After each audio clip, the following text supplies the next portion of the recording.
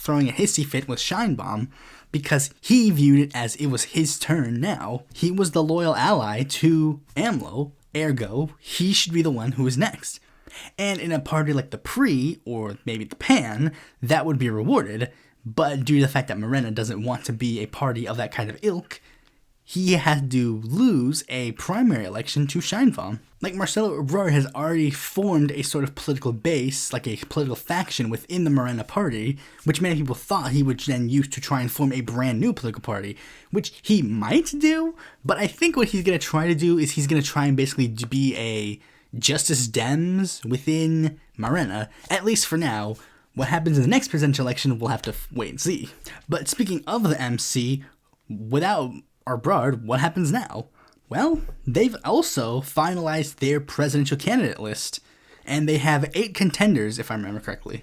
None of which are important except for the previously mentioned Samuel Garcia and a senator from Mexico called Indira Kempis Martinez.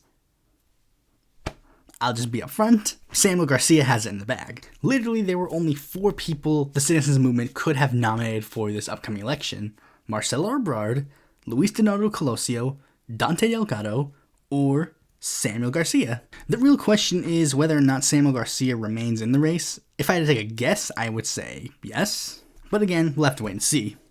Now, speaking of things we have to wait and see about, let's talk about a bad news thing. Guatemala prosecutors pursue plans to press charges against the president-elect. Prosecutors in Guatemala say they plan to present charges against the country's president-elect Bernardo Arevalo and vice president-elect, moves that are being condemned as an attempt to keep Arevalo from taking office in January. At a news conference on Thursday, prosecutors said that they would ask the Supreme Court to strip him and other members of his party of immunity from prosecution for damages resulting from a 2022 protest at a public university. The prosecutors claimed social media posts made by Arevalo at the time had encouraged students to take over the university. In the tweets, Arevalo congratulated the students at San Carlos University for their protest over the election of a new rector, who the students claimed was corrupt. They also claimed Arevalo's center-left Seed movement had used campus buildings to plan their 2023 presidential campaign. So basically, everybody's been making it apparent that coup watch, everybody. It's a coup watch. Pay attention to Guatemala, which a lot of people are still not going to do, even though Guatemala has literally been on the cusp of a potential coup for months now. They've been doing shady stuff for basically the entirety of their fucking election, but we'll still have to wait and see how things pan out. And another loss from us was recently the UK has voted on whether or not to call for a ceasefire in the Israel-Palestine situation. The Scottish National Party introduced a thing in their parliament and basically just asked the simple question, should we have a ceasefire? And there was one thing that was very troubling for this bill, and it was this simple fact. Keir Starmer was actively going around the Labour Party and telling them not to vote on this bill, and made a very explicit threat to the Labour Party, stating that if any of them voted for the resolution, they would have to be expelled from their positions, doing the never-ending thing of cleaning house of the Labour Party's left wing. And shock of all shocks, the bill ended up failing, with 294 members of Parliament voting no, and 125 of them voting yes. Now, it's not as black and white as you would think, and I did so by making a chart for this bill where I pointed out, basically, if we were to take all of the parties and put them based on how they voted, you will see there's one small bar, and that bar is the people who voted yes. There's a slightly larger bar, or actually a significantly larger bar, that is on the bottom. That is all the MPs who voted no. And then there is a way larger bar on the other side that basically is every single MP who voted present. They didn't vote at all.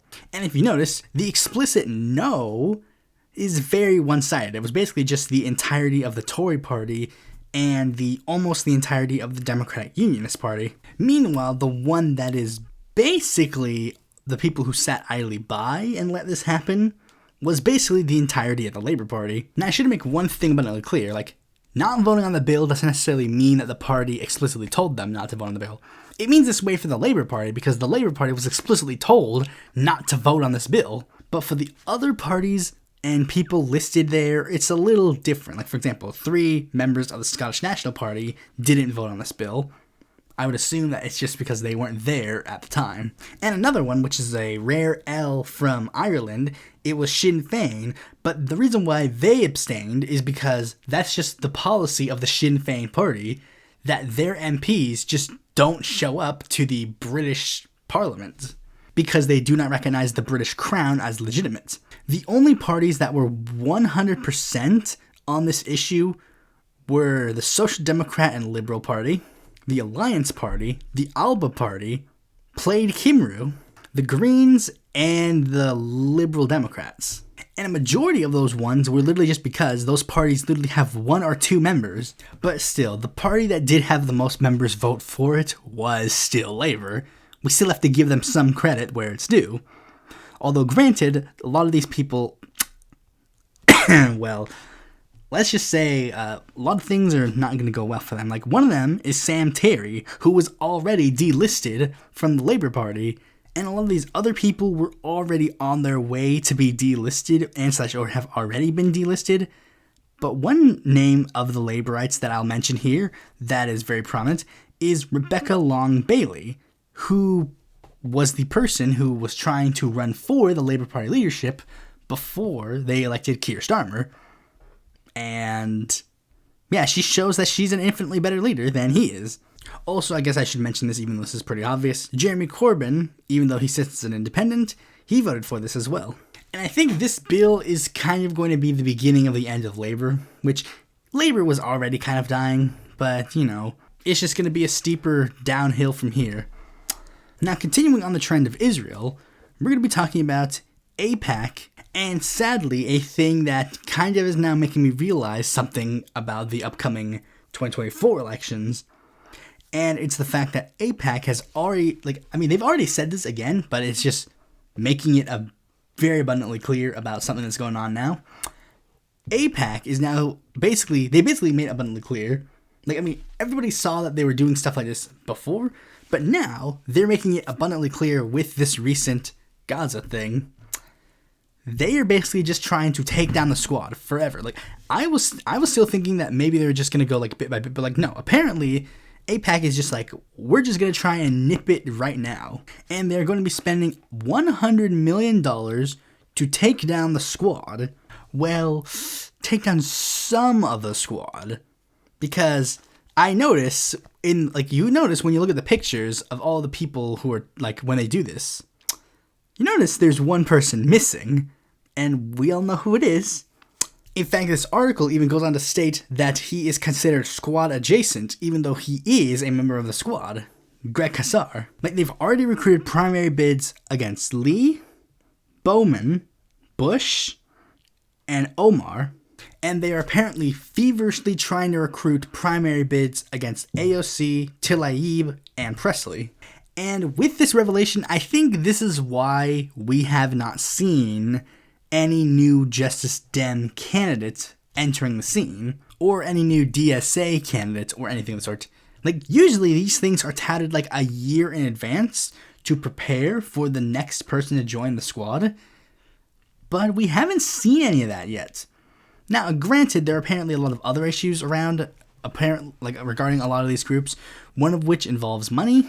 But I think this is going to be the reason why you don't really see any new faces entering the squad. Okay, well, I wouldn't say that. I would say more like why they're not going to necessarily be focusing on putting a new face in the squad. Because I think, for the most part, the squad is going to be mostly on defense in the 2024 cycle. And if that's the case, we need to be abundantly clear. Defend the squad at every single cost.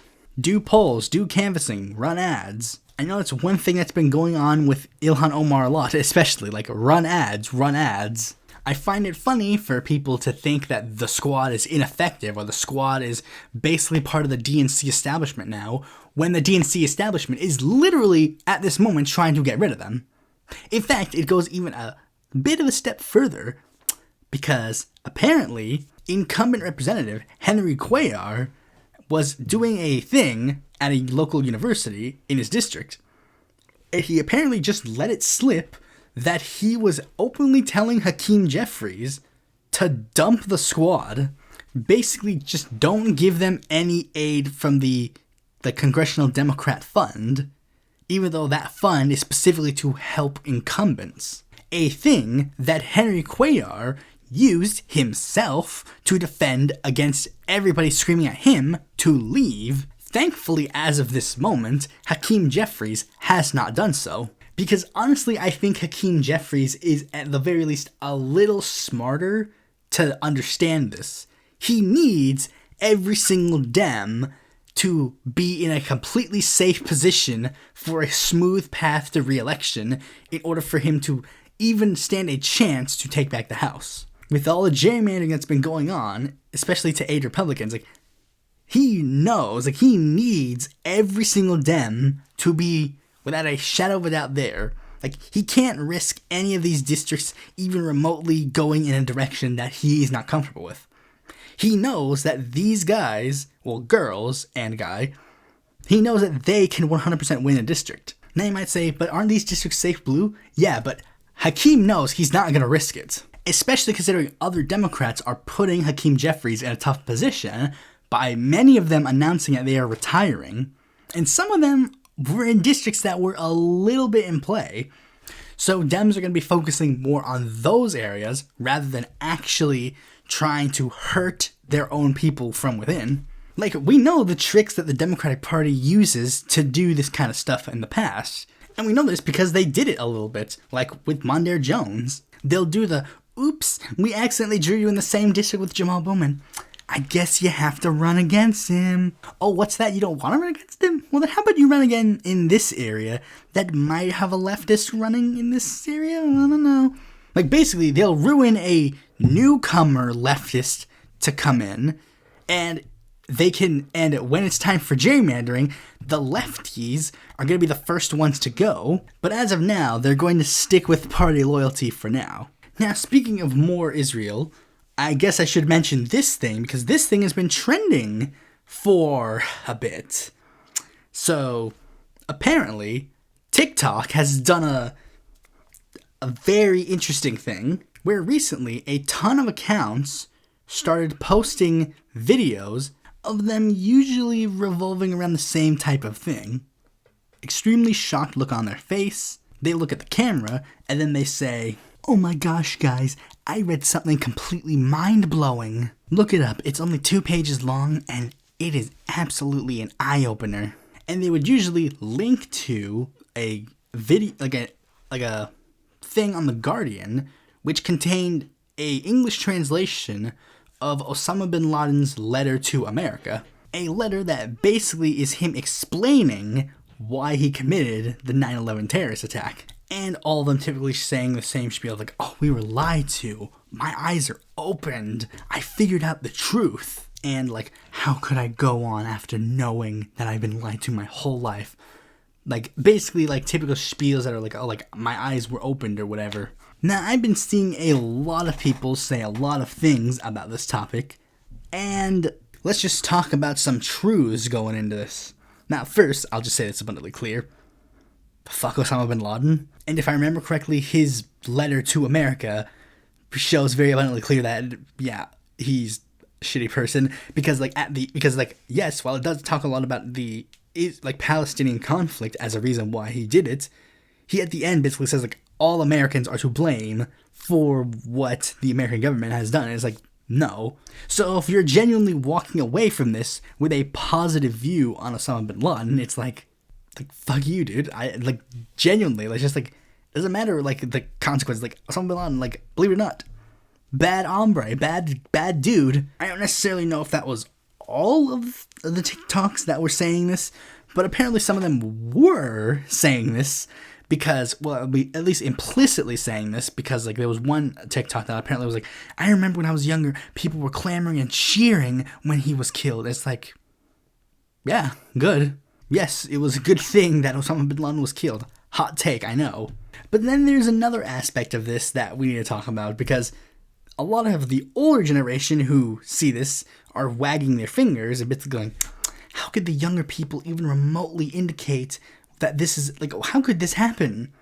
When, again, these types of peoples are breeding the exact situation that causes people to feel this way. When you continue to ignore the Palestinian plight, when you continue to demonize the Palestinians, when you continue to make Palestinians look like monsters, when you continue to do a genocide against the Palestinians, people are going to turn to whoever the hell is on the side of the Palestinians. And unfortunately, there are a lot of bad people who happen to be on the side of Palestinians. That's why you get people who praise Vladimir Putin, or praise Xi Jinping, or praise, sadly, Osama bin Laden. That's why you have people on the, like, fringe left on the internet saying, like, oh, Hamas are liberators. It's like, sadly, you guys are pushing them in this direction based on your actions. And unfortunately, these guys did the worst thing they could have done in response to this. You see, in response to this, The Guardian decided to delete this, like, thing that's been published on their website for 21 years because of how it is used currently. Because now, what these people see is, again, like, they've just been proven right. Like, oh, look at how the truth has been censored for so long. We've dug up the truth. And then, now they've got a vindication. Now they are trying to silence them. So now you've pushed them further down that rabbit hole. This isn't just something that the fringe, like, this is just something that the fringe of every side of the aisle is going to do. Because this can be a message that appeals to the fringe right and the fringe left. And the fact of the matter is, I'm going to take a wild guess and say that these people, these Gen Zers that were on TikTok, probably didn't have any real political affiliation, but they just want to be hip and cool, so that's why they're going to do this. And unfortunately, a lot of Gen Zers really have that mentality where it's just like contrarianism is the thing. I mean, TikTok literally started a trend where people are just like, Helen Keller just doesn't exist. No. And I guess we're going to move on to the last story, because this wasn't going to be the last story, but I figured this might as well be how we end this, because honestly, the actual last story that I had planned really just seems a bit of a huge leap in a different direction, but it's regarding Elon Musk. And not just Elon Musk, but arguably the entire right wing, because I think the right wing is finally going to start their big sever. And by start, I mean basically continuing on the same trend, but I think it's just, at this point, really, the sever will just become a bit more blatant. So what happened is that rabid anti-Semitism is just rapidly anti-Semitism on Twitter, and now Elon Musk basically just literally just point blank, like, someone said that Jewish people were spreading anti-white racism, basically doing the white genocide conspiracy theory, and then Elon Musk said, you're 100% completely correct.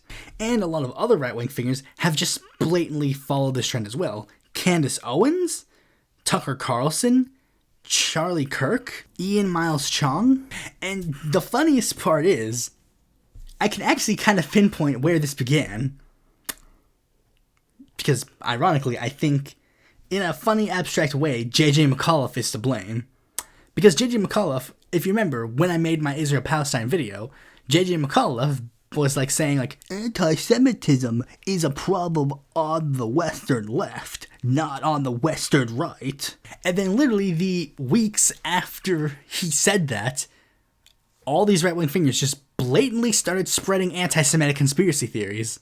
I think the person that's about to become the most uncomfortable is friggin' Ben Shapiro, because he's gonna finally learn that the right wing is just blatantly anti-Semitic. And then I find the irony, because Elon Musk just now today decided that he was going to ban all uses of from the river to the sea, and the flat-out just term decolonization, because he says that implies genocide. It's like, that's not what those terms mean. But then on the other end, it's literally just like every other day on Twitter, you get a post that literally just says, did the US fight on the right side in World War II? And then Elon Musk casually retweets it and goes like, I don't know, I'm starting to see some pretty good complaints on both sides of the issue. But sure, apparently anti-Semitism is a left-wing problem, not a right-wing problem at all.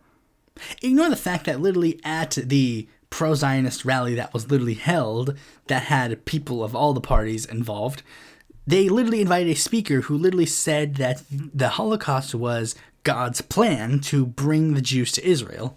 Anyways, speaking of right-wing anti-Semites, why don't we move on to the main topic of the video, Caleb Maupin. I didn't think I would make this, but I decided to do it. I don't know how good or bad of an episode this is, but we'll have to wait and see about that. So, Caleb Maupin, this one I'm at least going to do some biographical status, I guess. Caleb Maupin grew up in Orrville, Ohio as the oldest of 2 sons. His mother, Margaret Maupin, was a Stark County librarian for several decades, and his father, Gordon, was a conservation biologist working for the Missouri Department of Conservation and the Oklahoma Department of Wildlife Conservation. Apparently, according to his story, he first read the Communist Manifesto when he was 10 years old, but didn't understand what the heck it was. Then when he got older, he started getting more politically active, joining a small communist political party called the Workers' World Party at the age of 19, basically using that to sort of be kickstarting into a career in left-wing activism, coming to a head there when he attended Occupy Wall Street in Zuccotti Park. And Maupin would be frequently invited to certain shows to talk about it, which would then earn him some nice media jobs. Starting from July 2013 to March of 2016, he would be employed by the Iranian state-owned media, Press TV. While being employed, he also began writing some books. One book that got people's attention was a book called Satan at the Fountainhead, The Israel Lobby and the Financial Crisis. A book that on paper was supposed to be about the US financial crisis, but then when people actually started reading it, it was like, it seemed a bit more than that. Let me read you some choice segments. One is called Envisioning a New America.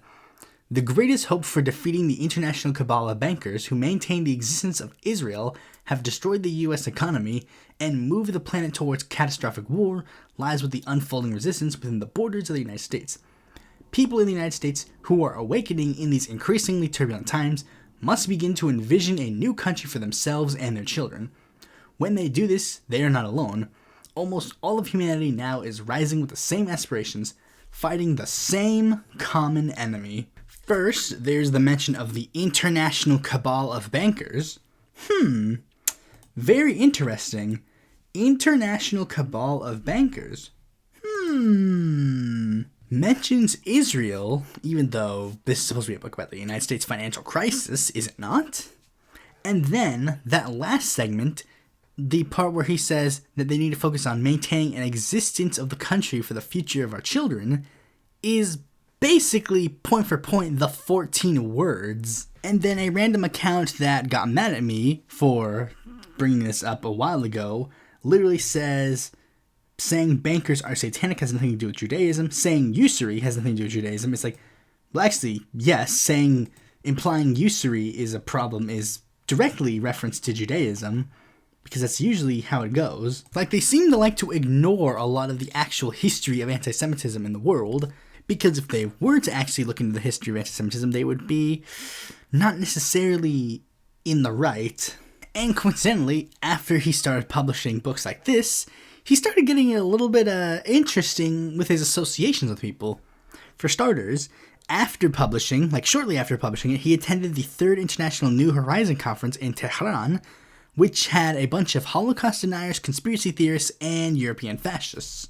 Later on in that year, he actually also worked with a person called Webster G. Tarpley of a party called the Tax Wall Street Party. Webster being known for being formally associated with the Lyndon LaRouche movement.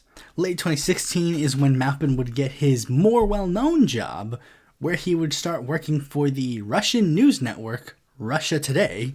And that's basically when Maupin started realizing that his former allies, the leftists, weren't really reciprocative of their relationship, because now a lot of left-wingers were pushing Maupin away, because very oddly, he was more willing to run to right-wingers to do debates and do discussions and do all that kind of stuff with. And one thing that really showed this was in 2018 when Caleb Maupin attended a conference with well-known literal fascist Alexander Dugin. And it wasn't until like early 2020, mid-2020 that most of the rest of the left kind of started to like at least on the online left, because that's when BreadTube started becoming like a big thing.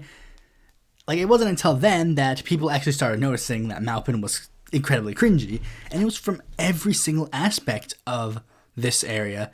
Thought Slime gave their thoughts on Maupin. Bad Empanada gave their thoughts on Maupin. But I would argue his biggest debate and debacle within BreadTube was with the main man himself, Vosh. And I would argue that this is probably where a majority of people probably have heard of Maupin initially. I know that I have. I don't even think I knew, like, what a tanky was before I saw that episode. If I did, maybe I had a vague idea and understanding of what the heck a tanky is supposed to be. But I think, like, it was that moment that kind of solidified to me what a tanky is to me. And it's basically a person who ostensibly calls themselves a communist and maybe perhaps admires certain communist figures, but that's basically all that actually makes them a communist. And you can tell this because of the fact that they will continue to support regimes that are objectively not communist because of some veneer of needing to be anti the West because the West is capitalist. Despite the fact that modern day Russia has literally never been communist, they need to support them because more information to follow. And another big thing that makes a tanky is social reactionaryism. They have to be a social reactionary because they need to, like, even though they ostensibly like claim like, oh, on like economics, we love leftism, or we love socializing stuff, we love nationalizing stuff. Whenever you ask them to do anything on social issues, they don't like it. And they will tell you to support people who are quote-unquote on the left, who do not support social progress. And then they themselves will also demean social progress. But then they'll be like, no, you see, we're not actually against social progress. And an example of that was when Kayla Maupin invited Jyoti Ebrard to come on his show to explain, like, their position, and she is a well-known anti-trans, quote-unquote, communist in the United Kingdom. And to reiterate my point, there's no such thing as an anti-woke leftist, or an anti-woke communist, or an anti-woke socialist. If you are anti-woke, you have given up on any sort of progress on social or economic views, and the debate with Vosh basically blew up in Maupin's face, because Maupin was just, he knew literally nothing about what he was saying at all, and basically everybody understood this. And then due to this, Maupin got really, really pissy, and he was so pissy, he decided to write a new book called BreadTube Serves Imperialism, where he basically wrote a whole book about how he said that in actuality, all of the big names on BreadTube, you know, Vosh, Thought Slime, I think Philosophy Tube, Sean, like, they basically said, like, all of these, like, people were actuality, like, they were secretly being boosted by them, the evil corporate people, like, the evil corporate West, giving basically no citation, and also randomly just shitting on certain things, such as insinuating that Thought Slime's audience was full of mentally unstable teenagers. And one of the things that they cited for Sean was that Sean made a video essay against Jimmy Dore, and then that was algorithmically boosted. Ergo, he's being propped up by an evil, shadowy cabal. Abigail Thorne was secretly being funded by the royal family because they were part of a thing that helped push for vaccinations, and that is them serving imperialism. And I remember when this first came out, when people were literally just like, I saw some people trying to do a little bit of a double thing where it was like, they were trying to say, like, look, I mean, just because, like, they were trying to say that this was, like, leading to it. It's like, no, you're not understanding. Maupin in the gray zone, when they're spreading this thing around, they're not saying that Abigail Thorne working with the British government on this thing would lead to her espousing imperialism. No, they're saying her espousing pro-vaccination stuff is the imperialism, because these dipshits have no clue what the term imperialism means, despite the fact that they claim that that is their sole reason for being involved in politics. Oh yeah, and biggest funny thing was that Maupin was going around claiming all these other YouTubers were being funded by these like corporate overlords and these foreign governments, when Maupin is literally been fundraised by 2 foreign governments, Iran and Russia, through his jobs in the press media for both of these countries. But Maupin still hadn't forgotten his roots. He still wanted to do political activism outside of just bitching and moaning on YouTube or in books. He wanted to do something bigger. And one thing he wanted to do was he wanted to push for himself to be, I guess, take over the American Communist Party, because he really wants to be the head of the American Communist Party. The dude sucks off Earl Browder so much, ignoring the fact that Earl Browder literally advocated for communists to work with Democrats for basically the entirety of his tenure, to the point where he was literally abolishing the Communist Party before he was kicked out of the chairmanship by Stalin. Him basically hitching his wagon to Jackson Hinkle and Haas to push for their so-called patriotic socialism or MAGA communism, and basically trying to make that the primary force within the American Communist Party. But unfortunately, the American Communist Party is smarter than to let these clowns into their ranks. So Maupin, as a era of angriness, decided to start his own political movement called the Center for Political Innovation, the CPI USA. Totally unrelated to the CP USA, totally unrelated groups whatsoever. Ignore the fact that in the first conference, they literally just basically copied the Communist Party's iconography for literally the entire thing. You may have seen it. It was the so-called TankyCon that Vosh made funny videos on. And everybody could see it for what it was, a cult of basically every reject from every other political movement trying to be some sort of relevancy. And nowhere was that more proven than when allegations came out by one of the people called Yankee Tanky. That was their real name. Well, their online name.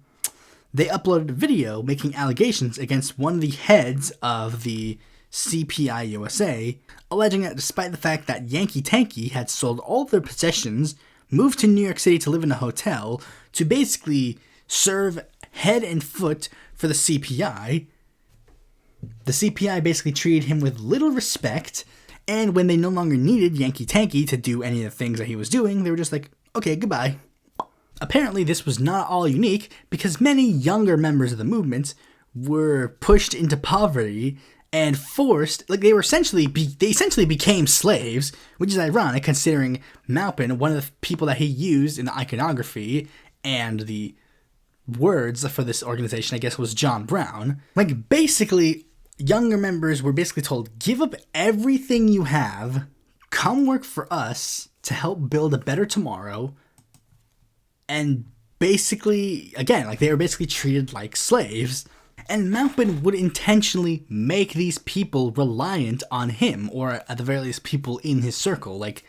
He would go to younger members, spread lies from one younger member to another younger member, and basically be like, yeah, this guy fucking hates you, this guy fucking hates you, you can only trust me. And then would turn around to that other person and say, yeah, that person over there, they fucking hate you. You cannot be, everybody in this organization hates you except for me.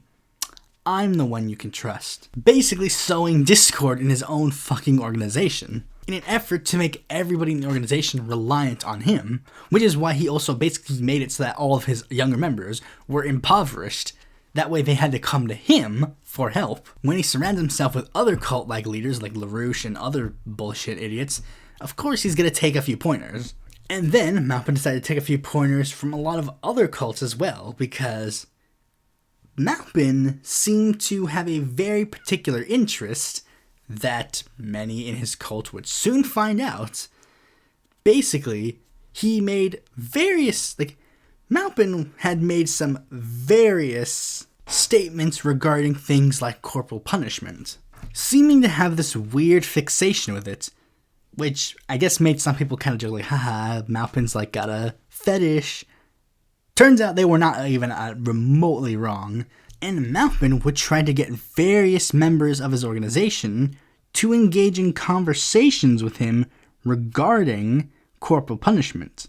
And apparently, he let it slip to at least one person that not only was it literally, yes, he was sexually attracted to spanking, but also that his intention for roping all these people into having conversations with him regarding corporal punishment was specifically so he could masturbate to the thought of these conversations later. And this individual was a young 19-year-old female who was having trouble paying rent, so they had to turn to sex work.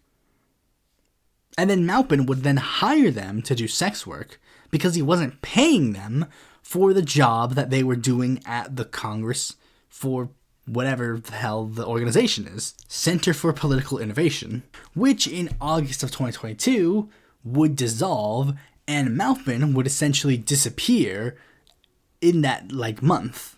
Because most people generally were like, yeah, the dude's career's pretty much over.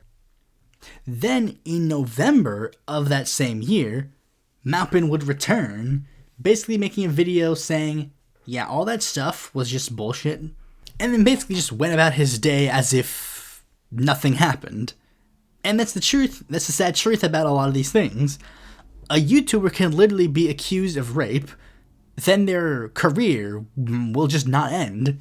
And the thing is, literally the day after, basically when Maupin disappeared initially, there were a lot of people in his circle that were just it's a little bit interesting that these accusations came out against Maupin. And then coincidentally, this happened to someone else in our circle, and then someone else in our circle.